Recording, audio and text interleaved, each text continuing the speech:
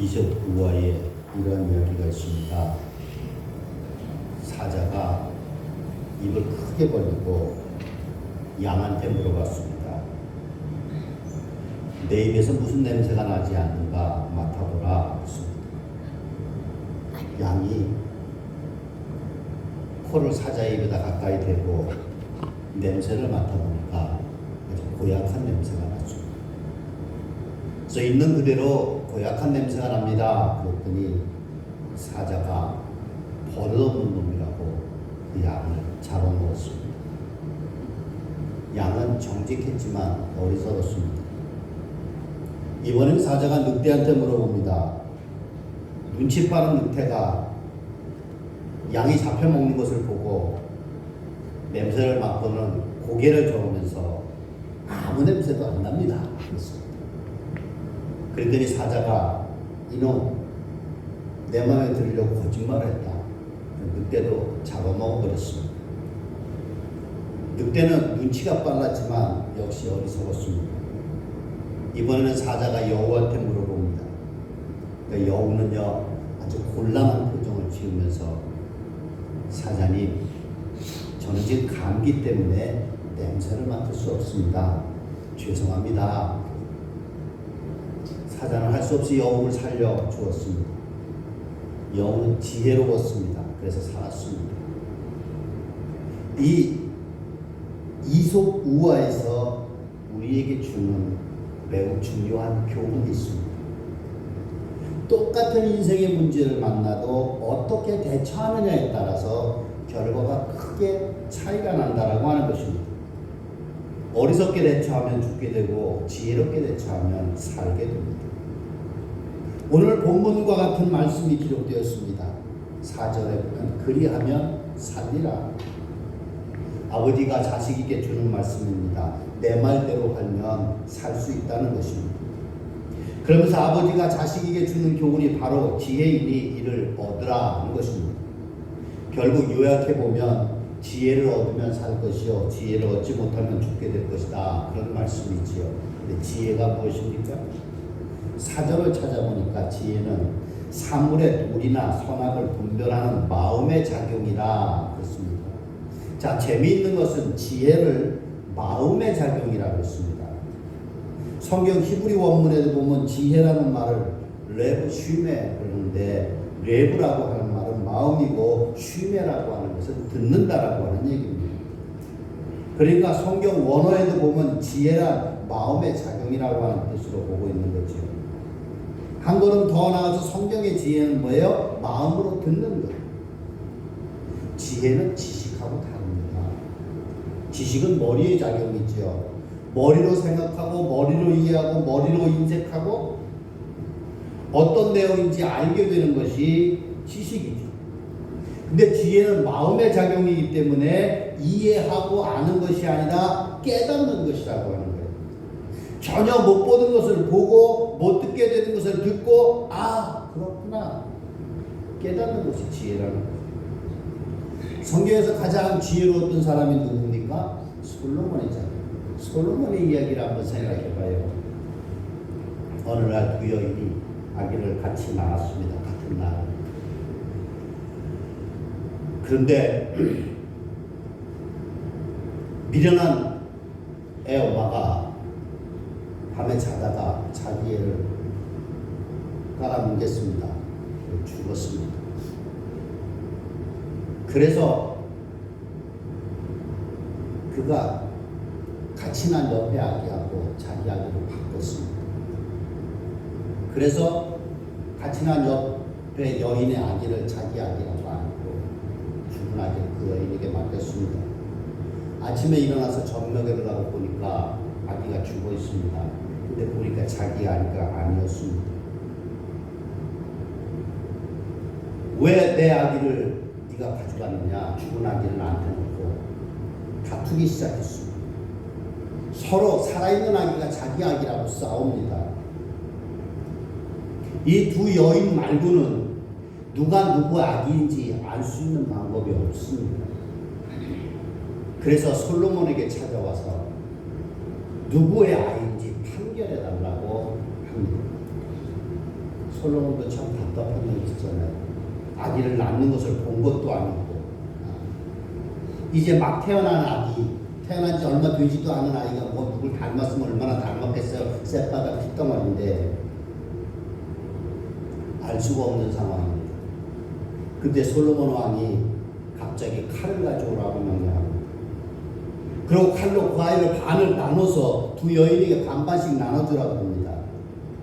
그때 이 살아있는 아이의 진짜 엄마가 왕에게 청합니다. 이 아이를 죽이지 말고 저희에게 주시오. 그런데 죽은 아이의 엄마는 그 아이에게 절반 잘라서 달라고 합니다. 솔로몬의 판단은 간단했습니다.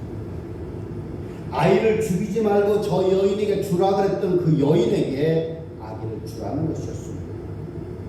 이 여인이 진짜 아기의 엄마라는 것입니다. 솔로몬은 어떻게 이렇게 판단할 수 있었을까요? 열왕기상 26장 3절에 보면 아이의 어미가 아기를 칼로 나눈다고 하니까 그 마음이 불붙는 것 같았다고 했습니다. 솔로몬은 이 여인이 마음의 절규를 솔로몬의 마음으로 부른 거예요. 그 여인의 마음을 자기의 마음으로 읽었다고 하는 것입니다. 지혜는 마음의 일입니다. 결코 머리의 일이 아닙니다. 지혜는 마음으로 깨닫는 것. 그래서 머리가 좋다고 지혜로운 것은 아닙니다. 머리가 좋은 사람은 지식을 많이 얻을 수는 있습니다. 그러나 마음이 좋아야 지혜로울 수 있습니다. 다시 말해서 마음이 건강해서 마음이 활기차게 활동할 때 지혜를 얻을 수 있다라고 하는 말입니다. 그래서 머리가 좋은 것도 중요하지만 마음이 건강한 것이 더 중요하다라고 합니다. 그럼 마음이 건강하다는 것은 무엇을 말하는 것일까? 우선 마음이 맑아야 됩니다. 마음이 욕심으로 흐려지면 사람의 마음을 이룰 수 없습니다. 만물의 이치를 깨달을 수가 없습니다. 우리의 마음이 맑아야 깨달을 수 있다는 거죠. 그 다음에 마음이 활짝 열려 있어야 됩니다. 마음에 여러 가지 상처나 아픔은 다 닫혀 있으면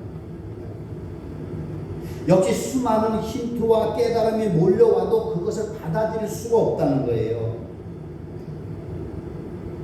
마음이 열려 있어야 깨달음을 얻을 수 있어요.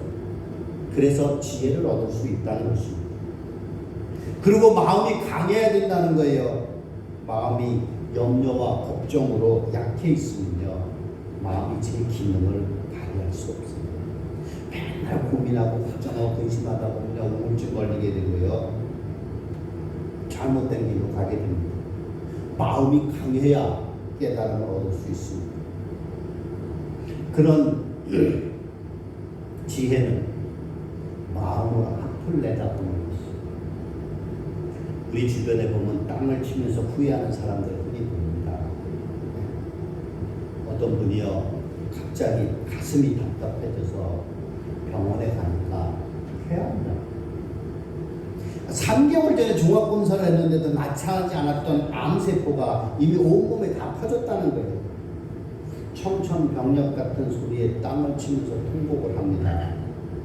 그때 의사가 충고했던 말이 생각이 납니다. 선생님, 담배를 끊으십시오. 이렇게 담배 피우다 오래 살지 못합니다. 그때서야, 그때 의사 선생님 말을 왜 내가 귀담아 듣지 않았구나. 이럴 줄 알았으면 힘들더라도 그때 담배를 끊을 거예요. 후회는 바로 지혜가 부족했기 때문에 오는 거예요. 어리석었기 때문에 오는 거예요. 어려서부터 듣던 개미와 배짱이 이야기가 생각이 납니다. 배짱이는 오늘의 즐거움을 취해서 여름 내내 놀고 지냈습니다. 그러나 개미는 추운 겨울이 올 줄을 알고 여름 내내 땀을 흘리면서 일을 합니다. 다가올 겨울을 준비했다는 거죠. 그래서 성경 잠언은 이런 개미에게서 지혜를 배우라고 얘기합니다. 무슨 지혜요? 마음으로 앞을 내다보는 지혜라는 거예요. 어리석은 사람은 오늘에 시선을 집중합니다. 오늘 있는 일만 들여다봅니다. 그러나 지혜로운 사람은 다가올 미래를 본다. 그래서 미래를 준비합니다. 어리석은 사람은요, 막상 미래가 닥쳐오면 후회하잖아요. 근데 그때는 때가 이미 늦었더라고 합니다. 미련한 다섯 처녀가 기름 준비하지 않다가 신랑이 왔을 때 그제서야 후회하고 기름 사러 갔다 오니까 이미 문은 닫혀버리고 말았습니다. 그러나 지혜로운 사람은 준비하고 있다가 미래가 닥쳐오니까 기뻐합니다. 준비를 잘했기 때문에 받았겠죠. 또 지혜는 마음으로 길을 찾는 거예요. 인생은 마치 정글 같아서 길을 찾는 것 같아요. 워낙 밀림이 깊고 잡초가 무성해서 도무지 길이 보이지 않습니다. 그러나 어떻게 해서든지 헤치고 나가야 되잖아요. 이때 그 길을 찾아가는 능력이 지혜라고 하는 거예요. 그래서 엉킨 실타래를 푸는 것 같아요. 어디가 시작점인지 어디가 끝점인지 찾기가 매우 힘듭니다. 어떻게 꼬여졌는지 알지 못합니다. 그러나 그걸 풀어가야 되는 것이 인생이잖아요. 이때 이 엉킨 실타리를 푸는 능력이 지혜라고 합니다. 한 번은 스바야 왕이 솔로몬의 소문을 들었습니다. 그래서 금은보화를 잔뜩 가지고 솔로몬을 찾아왔습니다. 솔로몬을 시험하기 위해서 문제를 냅니다. 솔로몬의 눈에 겨우 보일 만큼 먼 발치에다가 꽃 두 송이를 놨습니다. 하나는 생화고 하나는 조화였습니다. 근데 그게 멀리 있어서 꽃이 간신히 보일락 말락한 정도의 꽃을 놓고 솔로몬에게 어느 것이 생화고 어느 것이 조화인지 맞춰보라는 것입니다. 왼쪽에 있는 것이 생화냐 오른쪽에 있는 것이 생화냐 맞추라는 것입니다. 솔로몬은 잠시 생각했습니다. 그리고 신하들에게 벌통을 가져오라고 명령합니다. 그리고 벌통 문을 엽니다. 그랬더니 벌들이 나와서 금방 어디로 몰려가요? 생화 있는 데로 몰려갑니다. 그것으로 생화와 조화를 구별했습니다. 바로 이런 것이 지혜라고 합니다. 우리 앞에 놓여있는 문제를 풀어가는 마음의 힘, 우리 인생길에 놓인 문제를 풀어가는 마음의 힘이 우리의 인생에서 올바른 길을 찾아내는 마음의 힘을 얘기하는 거예요. 그런데 그런 지혜를 어떻게 구해요? 오늘 본문에 보니까 솔로몬이 자식들에게 안타까운 마음으로 권면하는 내용이 나옵니다. 이 짧은 본문에서 지혜와 명철을 얻으라는 말이 4번이나 나옵니다. 이 얻으라고 하는 말은 히브리 말로 카나라 그런 동사입니다. 카나. 근데 이 카나라고 하는 말이 어떤 때 쓰여지는 말이냐? 장사꾼이 손님들에게 자기 물건이 좋은 물건이라고 자랑하면서 사라고 권할 때 쓰는 동사예요. 여러분 시장에 가면요, 가게 주인들이 나와서 호객행위를 합니다.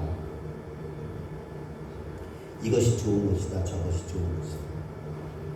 물건을 꺼내서 보여주고 펼쳐놓고 보여주고 입혀보고 벗겨보고 합니다.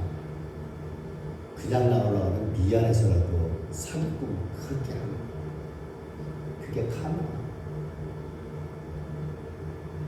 그러니까 아버지가 자식에게 이 지혜가 그 무엇보다도 귀하니까 어떤 대가를 지불하고도 이 지혜를 가져야 된다고 강권하는 겁니다. 오늘 우리의 교육 현실을 돌아보면요, 온통 자식들에게 지식을 얻으라고만 얘기합니다. 공부 열심히 해서 좋은 대학 들어가라는 겁니다. 공부 열심히 해서 학위 따라는 것입니다. 실력으로 안 되면 뒷돈을 들여서라도 학위를 따게 만듭니다. 그것을 위해서 과외도 시키고요, 학원에도 보내고 사교육비가 천정부지로 올라갔습니다. 그래도 아랑곳하지 않고 아이들 뒷바라지를 합니다. 가끔 그런 소리를 들어봐요. 아이들 학원에 보내는데 학원비가 얼마고 이런 얘기하면 전혀 딴 동네 사람들, 딴 세상 사람, 딴 동네가 아니라 딴 세상 사람들 얘기하듯이 우리 귀에 들려옵니다. 그걸 못 쫓아가니까 가난한 사람은 어떤 사람은 아이에게 과외시키려고요. 파출부하고요. 시간 장사 별의별 걸 다 합니다. 투잡, 쓰리잡 따가지고 합니다. 정말 눈물겨워. 근데 사랑하는 성도 여러분, 물론 지식도 중요합니다. 지식은 무시하는 거 아닙니다. 그러나 지식이 많아서 높은 지위에 올라가도 돈을 많이 벌고 명예를 많이 얻어도 지혜가 부족하면 인간답게 사는 길을 모릅니다.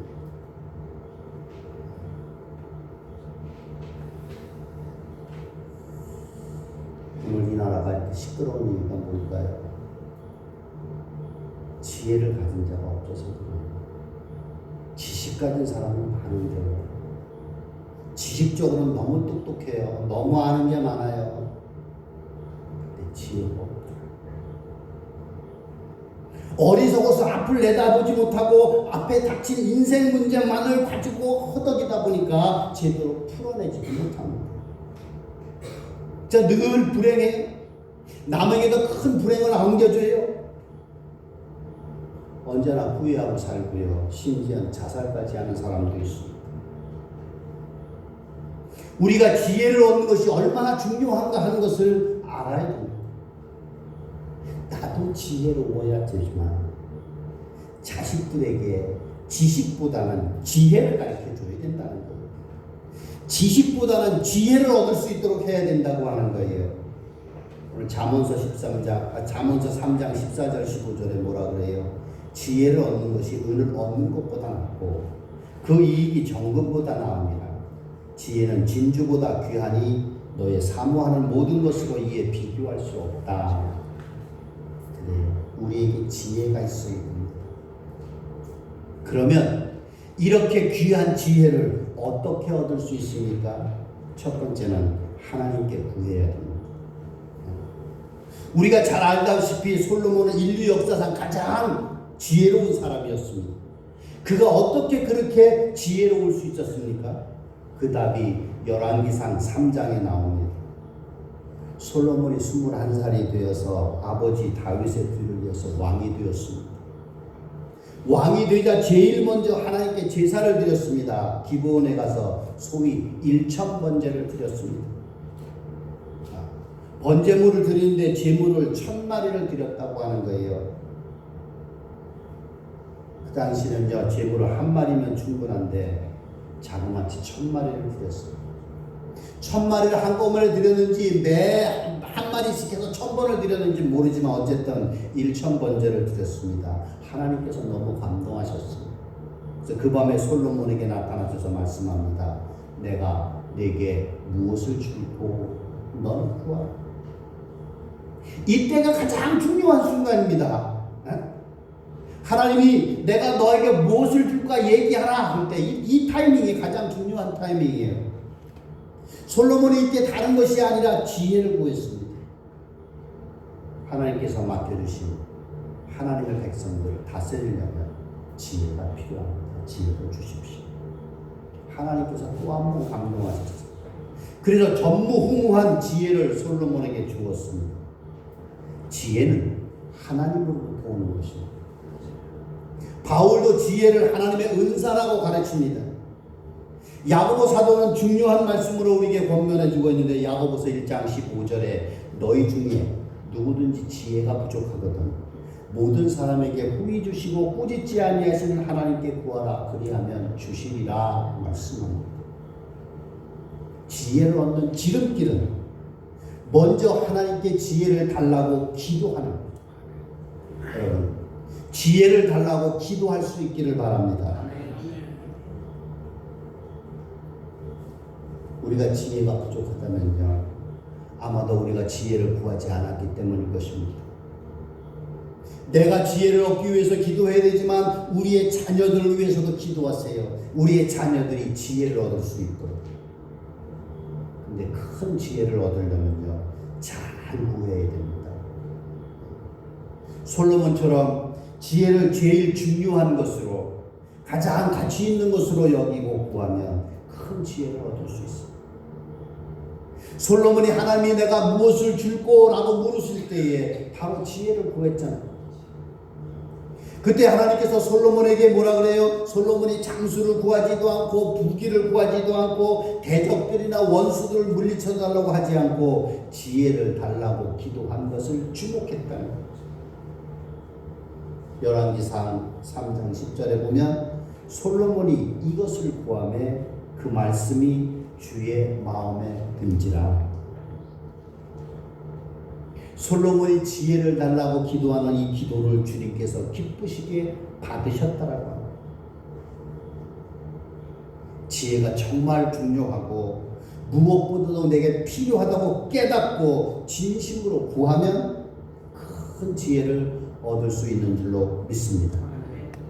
그러나 지식을 먼저 구하고 부귀를 먼저 구하고 건강 먼저 구하고 성공 먼저 구하고 나서 지혜를 구한다면 그 사람은 큰 지혜를 얻기가 힘듭니다. 지혜는 하나님께 구하는 것이고 두 번째는 부모님께 배우는 것입니다. 오늘 본문 1절에 보니까 아들들아 아비의 훈계를 들으며 그럽니다. 3절에도 나도 내 아버지에게는 아들이었으며 내 어머니 보기에 유약한 외아들이었노라 그럽니다. 솔로몬이 자기도 아버지와 어머니에게서 지혜를 배웠다고 고백하는 내용입니다. 부모는요, 자식이 잘 되기를 가장 바라는 사람이죠. 그 부모님께서 말씀하시는 것은 평생 자기가 살면서 깨달았던 가장 중요한 지혜를 자식에게 말하는 것입니다.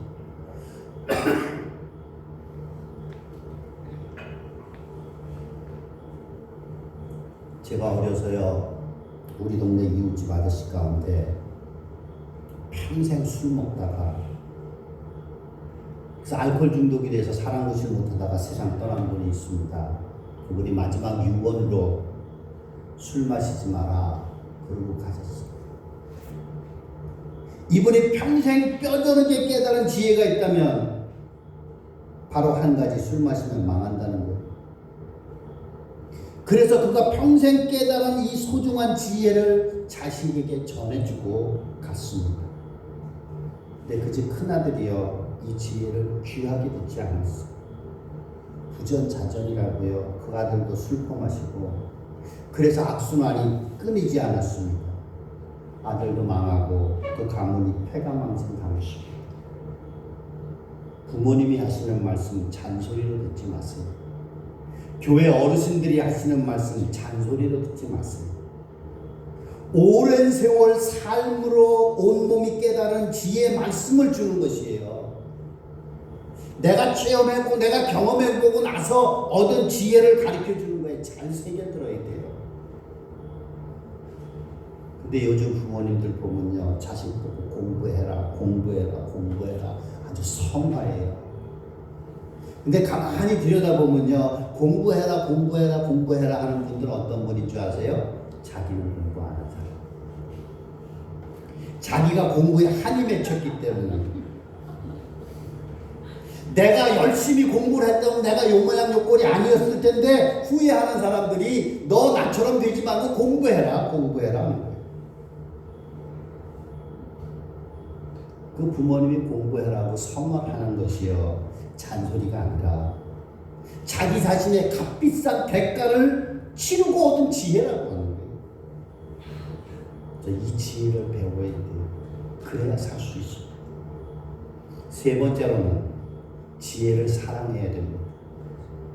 8절에 보면 지혜를 품으라 그랬어요. 여기 품는다고 하는 말은 남편이 아내를 포옹하는 것, 엄마가 아기를 껴안는 것 같은 그런 말을 하는 거예요. 그게 품는 것. 다시 말해서 사랑하는 거죠.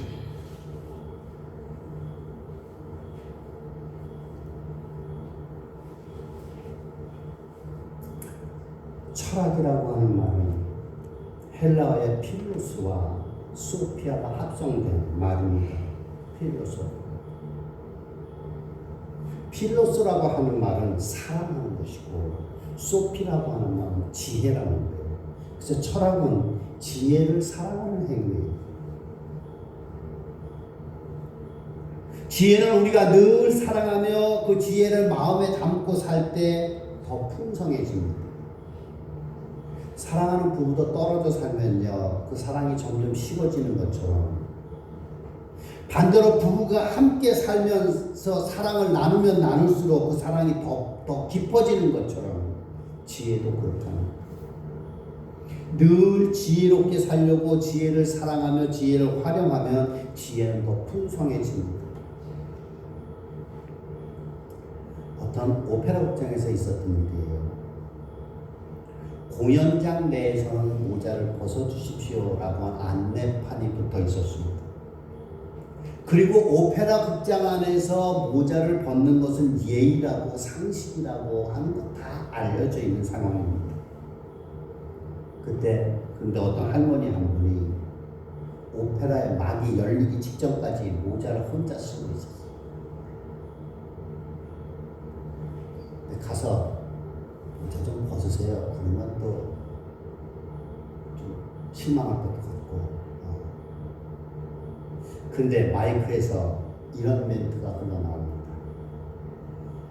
신사숙녀 여러분, 우리 극장에서는 연세가 높으신 어르신들께는 모자 쓰는 것을 허용해드리고 있습니다. 그랬더니 그 할머니는 얼른 모자를 벗더래요. 자기 나이 들었다는 게 싫은가 보죠. 이게 지혜라는 거예요. 지혜는 마음에 담고 쓰면 쓸수록 풍성해집니다. 그리고 지혜를 사랑하며 사용하면 문제를 잘 해결할 수 있습니다. 모두가 다 행복해지고 덕을 세우고 기쁨을 창조해낼 수 있습니다. 사랑하는 성도 여러분, 지혜를 풍성히 얻을 수 있기를 바랍니다. 아멘. 여러분의 삶이 더욱 행복해지고 더욱 윤택해질 겁니다. 아멘. 그리고 하나님께서도 영광을 받으시고 모두가 더불어 행복해지는 삶을 살아갈 수 있을 것입니다. 아멘. 지혜를 풍성히 얻는 저와 여러분 되기를 주의 이름으로 축원합니다. 아멘.